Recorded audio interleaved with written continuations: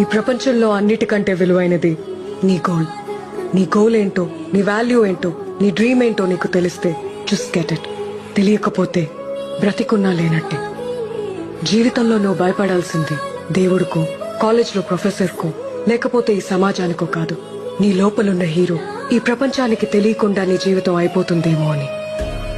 Life అనేది ఒక opportunity, నువ్వేంటో నిరూపించుకోవడానికి. Just prove it.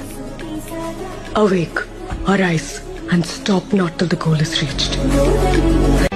తగిలే రాళ్ళని పునాది చేసి ఎదగాలని, తరిమే వాళ్ళని హితులుగా తలచి